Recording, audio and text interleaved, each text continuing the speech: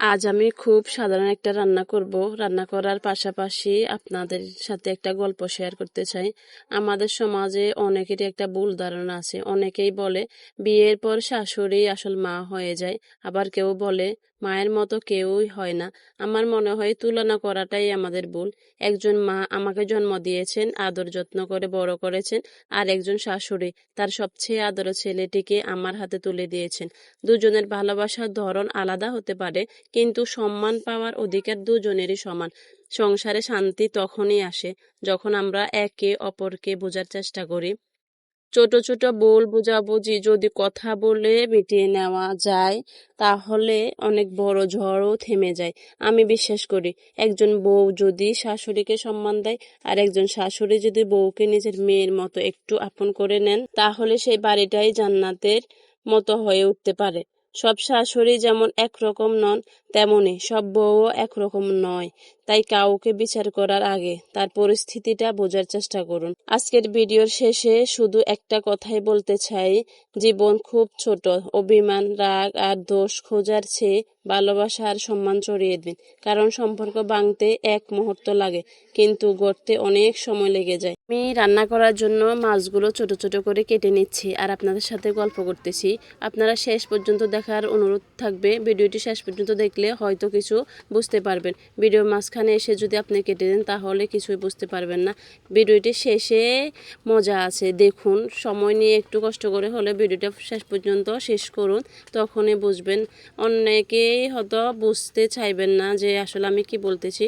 শেষ পর্যন্ত দেখুন, তখনই বুঝতে পারবেন। আমি মাছ কাটতে কাটতে একটা কথা বলতে চাই, যেটা হয়তো অনেক মেয়েরই মনের কথা। একজন মেয়ে যখন বাবার বাড়িতে থাকে, তখন তার পৃথিবীর সবচেয়ে নিরাপদ আশ্রয় হলো তার মা। মায়ের হাতের রান্না, মায়ের বকুনি, মায়ের আদর, এসবের মূল্য আমরা অনেক সময় তখন বুঝি না। কিন্তু বিয়ের পর যখন নতুন একটা সংসারে যেতে হয়, তখন জীবনের অনেক কিছুই বদলে যায়। নতুন মানুষ, নতুন পরিবেশ, নতুন দায়িত্ব, সবকিছুই নতুন। এই নতুন জীবনে একজন মানুষ যদি মেয়েটিকে নিজের মেয়ের মতো আপন করে নেন, তিনি হলেন শাশুড়ি। অবশ্য সব মানুষের অভিজ্ঞতা একরকম হয় না। কারো ভালো হয়, কারো খুব কষ্ট হয়, কিন্তু সম্পর্ক সুন্দর করতে দুপক্ষেরই চেষ্টা দরকার। আমি মনে করি মা যেমন সম্মানের, তেমনি শাশুড়িও সম্মানের। কারণ একজন আমাকে জন্ম দিয়েছেন, আর আরেকজন তার সংসারে আমাকে জায়গা করে দিয়েছেন। আমরা অনেক সময় শুধু অন্যের ভুল দেখি, কিন্তু একটু ভালোবাসা, একটু সম্মান আর একটু সুন্দর ব্যবহার অনেক কঠিন সম্পর্ক সহজ করে দিতে পারে।